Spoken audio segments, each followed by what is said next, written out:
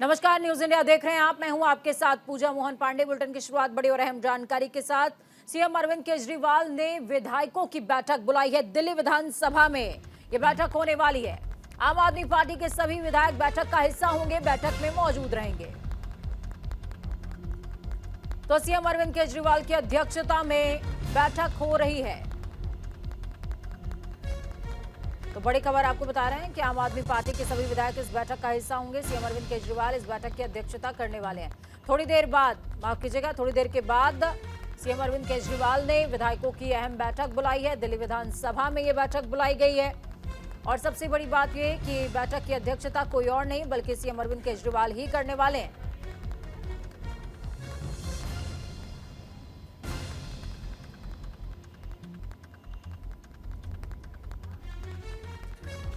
तो बड़ी खबर आपको बता रहे हैं, एक तरफ पंजाब में ईडी की कार्रवाई चल रही है, दूसरी तरफ सीएम अरविंद केजरीवाल ने आम आदमी पार्टी के तमाम विधायकों की बड़ी बैठक बुलाई है। आम आदमी पार्टी के राष्ट्रीय संयोजक भी हैं अरविंद केजरीवाल।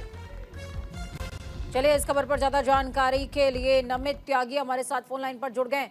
नमित, क्या कुछ अपडेट है पूरे मामले में? अरविंद केजरीवाल ने बड़ी बैठक बुलाई है और इसमें सभी विधायकों को मौजूद रहने के लिए कहा गया है।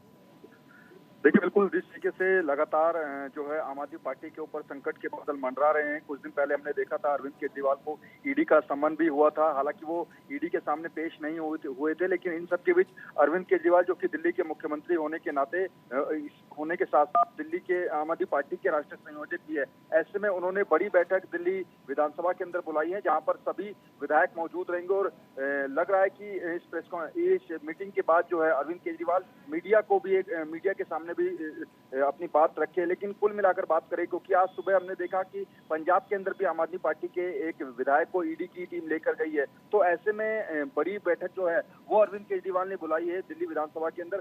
सभी विधायकों का धीरे धीरे पहुंचना वहां पर शुरू हो गया है और बैठक जो है वो अब कुछ ही मिनटों में शुरू होने वाली है। बिल्कुल, बैठक थोड़ी देर में शुरू हो सकती है। इसमें कौन कौन से अहम चेहरे हैं नमित जो देखने को मिल सकते हैं? देखिए, दिल्ली के लगभग सभी विधायकों को इस मीटिंग के अंदर बुलाया गया है, क्योंकि बड़ी बैठक है। खुद मुख्यमंत्री अरविंद केजरीवाल ने इस बैठक को बुलाया है।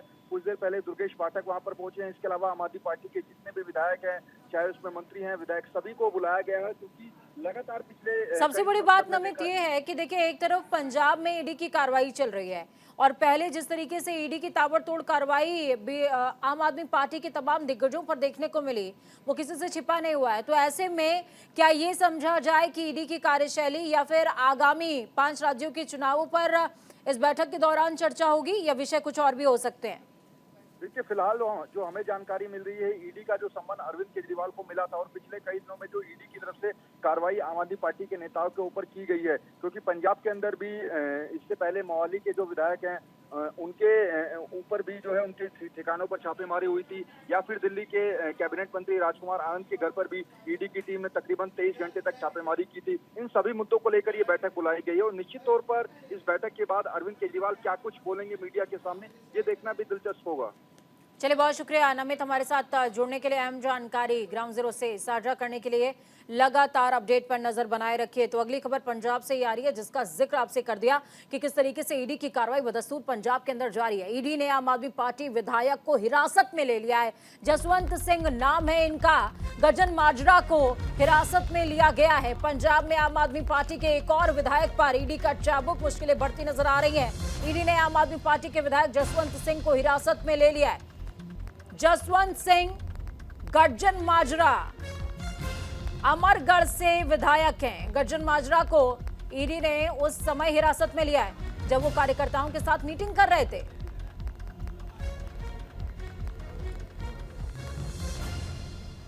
जसवंत सिंह गज्जन माजरा, जिन पर ईडी का चाबुक चला है। ग्राउंड जीरो का रुख करते हैं। राकेश छाबड़ा ग्राउंड जीरो से संवाददाता सहयोगी हमारे साथ लाइव जुड़े हुए हैं।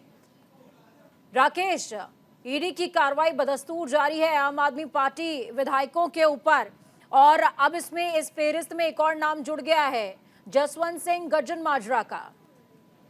जी बिल्कुल, बात कीजिए जैसे कि थोड़े दिन पहले मोहाली में ईडी की तरफ से एक आम आदमी पार्टी के विधायक की घर पे रेड की गई थी, उसी लड़ी के तहत आज जसवंत सिंह गजन माजरा जो उनके घर पे और उनके ऑफिस में रेड की गई। और आपको बता दें कि जब ये रेड हुई तो तब ये ब्लॉक प्रधानों की मीटिंग ले रहे थे, उसके बीच में इनको अरेस्ट करके लेके जाया गया।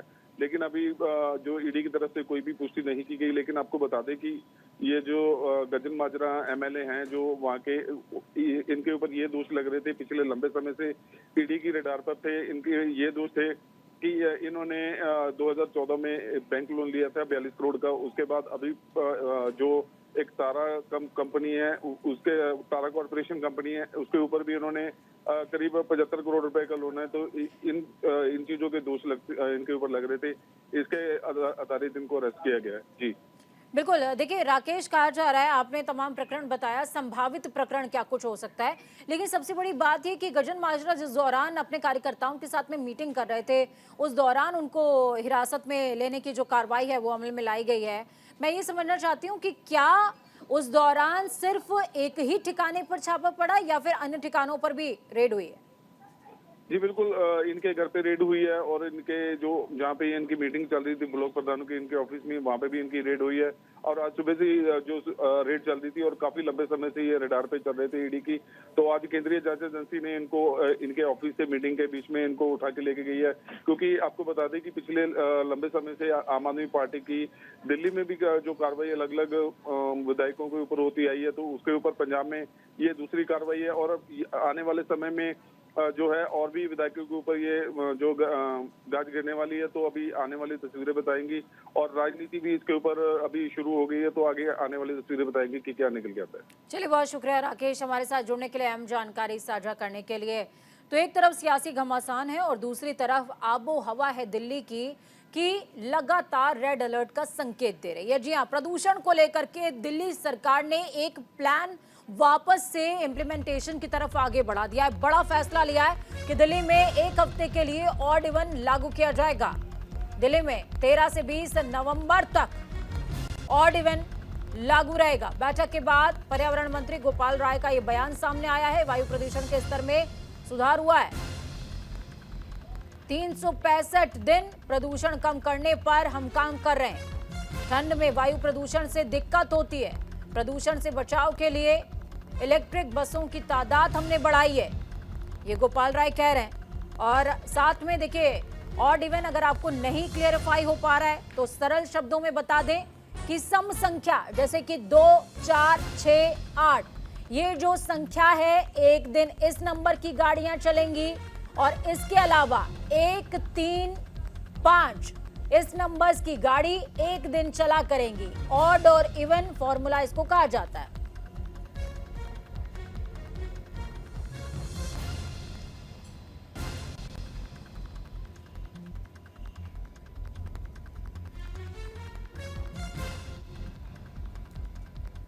रही है दिल्ली के अंदर आज हाई लेवल मीटिंग की गई। पर्यावरण मंत्री गोपाल राय हैं। गोपाल जी, आज मीटिंग बड़ी हुई, क्या कुछ बड़े फैसले लिए गए? देखिए, दिल्ली के अंदर जो ग्रैब 4 के नियम हैं, उनको लागू करने के लिए काफ़ी डिटेल में चर्चा माननीय मुख्यमंत्री जी ने किया। और जिससे कि प्रदूषण का स्तर पहले की अपेक्षा आज थोड़ा सुधार दिख रहा है, उसको और कम किया जा सके। और साथ ही साथ ये एक संभावना दिख रही है कि 12 तारीख को दिवाली है। दिल्ली में पटाखों पे प्रतिबंध है, लेकिन अभी भाजपा की सरकारों ने न यूपी में न हरियाणा में पटाखों पर प्रतिबंध नहीं किया। अगर वहाँ पटाखे जलते हैं चारों तरफ तो उसका असर प्रदूषण की बढ़ोतरी में देखा जा सकता है। उसको देखते हुए 13 तारीख से लेकर के और 20 तारीख तक दिल्ली में ऑड इवन लागू करने का निर्णय हुआ है। ऑड इवन का जो नियम का उल्लंघन करेगा, क्या उस पर कितने रुपए का जुर्माना, क्या कोई ऐसा नियम तय किया गया? ऑड इवन का पूरा डिटेल क्या रूपरेखा होगी, किसको छूट मिलेगा, कौन गाड़ियाँ चलेंगी, कौन नहीं चलेंगी, कितना फाइन होगा, वो कल इसके लिए बैठक बुलाई गई है, उसमें निर्णय होगा। बीजेपी के लोगों ने कटाक्ष किया है कि इस ऑड इवन का कोई फायदा होगा नहीं, पोल्यूशन कम होगा नहीं इससे। हाँ, उनके पास एक ही फार्मूला है, बयान जारी करो। अब बयान जारी करते हैं, प्रदूषण कम हो जाता है।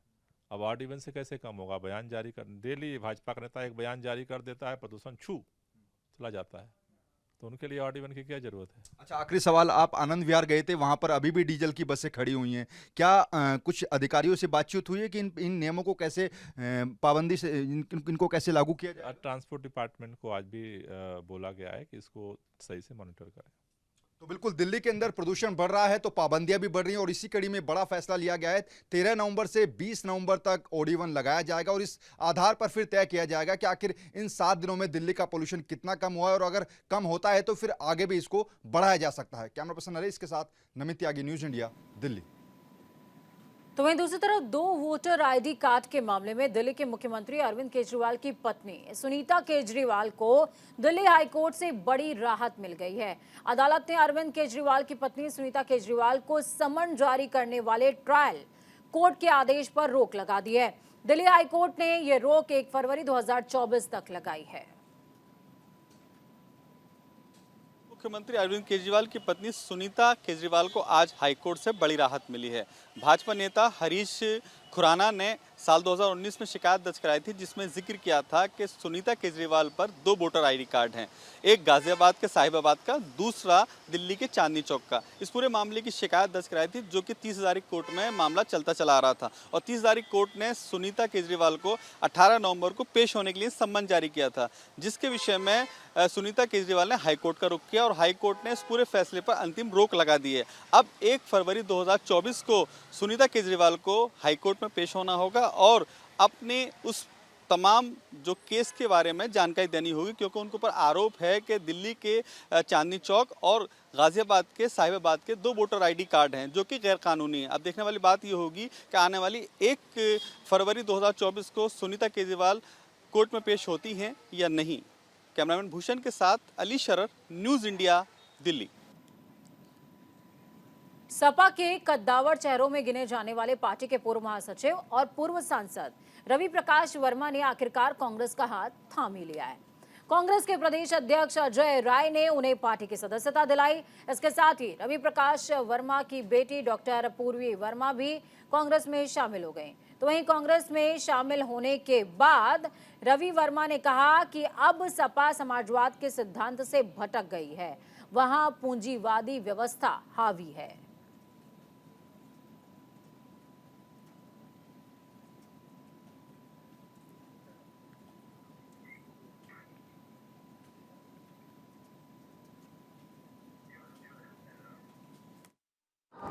हमारे जिले से आए, हमारे बहुतायत में जो हमको सहायता मिली है और लोगों ने समर्थन दिया है उन सभी लोगों को और उत्तर प्रदेश कांग्रेस कमेटी के जो सम्मानित पदाधिकारी हैं उन सभी लोगों का मैं बहुत बहुत धन्यवाद करती हूँ, आभार प्रकट करती हूँ और आपसे ये बताना चाहती हूँ कि असल मायने में अगर देखेंगे तो ये हम लोगों की घर वापसी है। It's a home coming. नए युग के परिवर्तन की आहट सुन करके कांग्रेस पार्टी में दोबारा से आए। जैसा कि अभी अब तो हमारे पूरे परिवार का सिलसिला पूर्वी के बयान से मिल गया है, लेकिन जो आने वाली चैलेंजिंग टाइम है उसकी जो चुनौतियां हैं उन चुनौतियों की तरफ हम लोग मिल करके आगे बढ़ेंगे। हम लोगों ने बड़ी मेहनत से और संघर्षों से साइकिल का निशान और समाजवादी पार्टी का झंडा गांव-गांव और हर घर में पहुंचाया। लंबे समय तक हम लोगों ने समाजवादी पार्टी में काम किया है, लेकिन आदरणीय मुलायम सिंह यादव जी का जो विजन था, पूर्ण समाजवादी पार्टी का निर्माण किया था व्यवस्था परिवर्तन के लिए और गरीबों को इंसाफ दिलाने के लिए। पार्टी में स्वागत करता हूँ, अभिनंदन करता हूँ, खैर मकदम करता हूँ। जिनका पूरा परिवार, पूरा जीवन समाज सेवा में, समाज के कार्य के लिए बीता और पूरी तरीके से समर्पित भाव से इन्होंने जनता की सेवा की। दूसरी तरफ आपकी बिटिया और जो MBBS डॉक्टर हैं पूर्वी वर्मा जी, आपका कांग्रेस पार्टी में स्वागत करता हूं, अभिनंदन करता हूं, खैर मकदम करता हूं और निश्चित तौर से ये परिवार पीढ़ियों से, सोचिए इनके दादाजी, दादी जी, पिताजी और आज स्वयं डॉक्टरी करने के बाद भी आज समाज के अंदर पिछला चुनाव भी लड़ा, 4 लाख वोट पाए और अब आगे भी काम करने की इच्छा है। निश्चित तौर से समाज के अंदर अब परिवर्तन होकर रहेगा ऐसा हम सबको विश्वास है और हम सब लोग उस पर काम कर रहे हैं। मैं अपनी तरफ से आप सभी लखीमपुर जनपद से हमारे आए जितने हमारे साथी हैं, परिवार, कांग्रेस परिवार में आए हैं, सबका स्वागत करता हूं, अभिनंदन करता हूं। गृह मंत्री अमित शाह के बिहार के मुजफ्फरपुर में हुए जनसभा को लेकर जेडीयू के प्रदेश महासचिव रंजीत कुमार साहनी ने जोरदार हमला किया और कहा कि राम के नाम पर भीख मांगने वालों को क्या पता कि बिहार की जनता के लिए क्या क्या कर रहे हैं। जिस तरह से जमीन को लेकर आसमान को पता नहीं होता, उसी तरह बिहार को लेकर बीजेपी को पता नहीं है।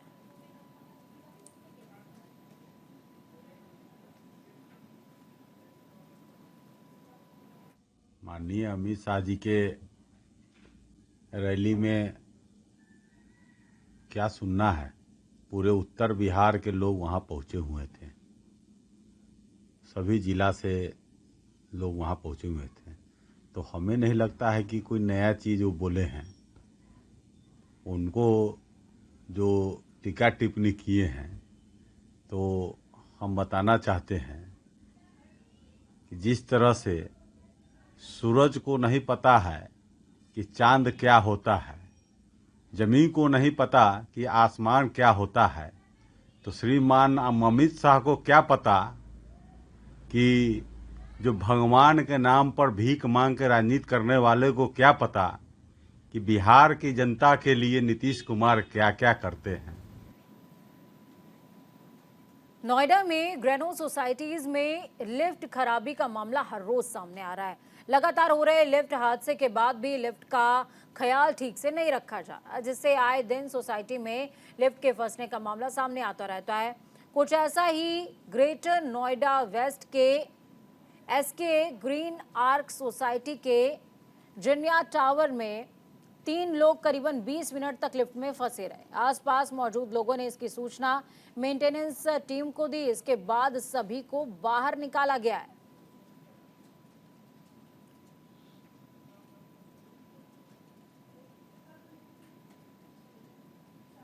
तस्वीरें भी आपको दिखा रहे हैं। देखिए किस तरीके से लोगों को रेस्क्यू किया गया और सबसे बड़ी बात यह कि लोग 20 मिनट तक फंसे रहे, उसके बाद लोगों को इत्तला हो पाई।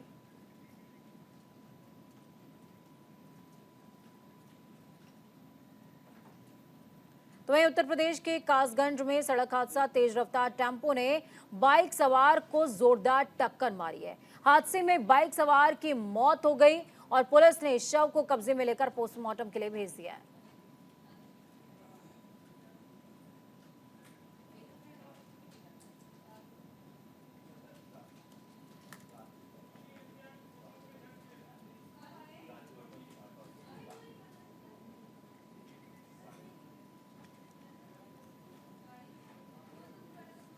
राजस्थान के दौसा में भीषण सड़क हादसा पेश आया। तेज रफ्तार बस पुल से रेलवे ट्रैक पर जा गिरी।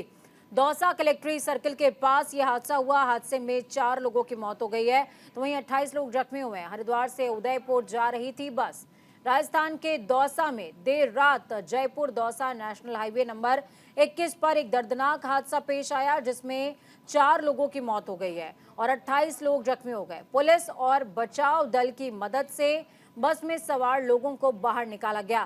फिलहाल जख्मी लोगों को अस्पताल में भर्ती कराया गया है। आपको ये बता दें कि बस पुलिया से रेलवे ट्रैक पर गिर गई, जिसके बाद बस में सवार लोगों में चीख पुकार मच गई।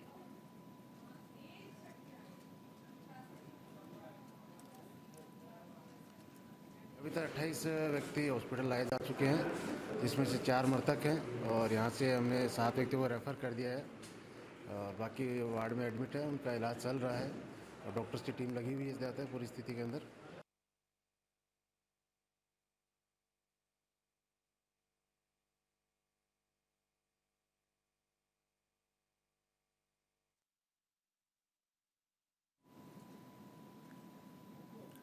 तो दौसा में ये बड़ा हादसा हुआ है, जहां हादसे में 4 लोगों की जान गई है, जबकि दहाई के आंकड़े में जख्मियों की संख्या है। तस्वीरें आपको दिखा रहे हैं। तस्वीरें इतनी भयावह कि अपने आप हादसे की विभीषिका को समझा जा सकता है। तेज रफ्तार बस पुल से रेलवे ट्रैक पर जा गिरी थी। दिल्ली एनसीआर में भूकंप के झटके महसूस किए गए हैं। बड़ी खबर इस वक्त की आपको बता रहे हैं। दिल्ली एनसीआर में भूकंप के तेज झटके महसूस किए गए हैं। एक बार फिर से भूकंप के झटकों से दहली है दिल्ली। दिल्ली एनसीआर में भूकंप के तेज झटके।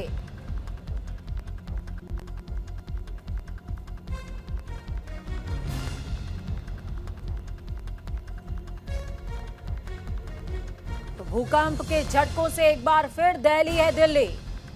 तो भूकंप के झटकों का सिलसिला बदस्तूर दिल्ली जोन में जारी है। हालांकि भूकंप का केंद्र कई बार नेपाल होता है या फिर अन्य देश होते हैं, लेकिन दिल्ली एनसीआर में भूकंप के झटके लगातार महसूस किए जा रहे हैं। इस बुलेटिन में खबरों का सफर यहीं तक। बुलेटिन के उस पार ताजा अपडेट्स के लिए देखते रहिए न्यूज इंडिया, क्योंकि हम हैं राष्ट्र की आवाज। नमस्कार।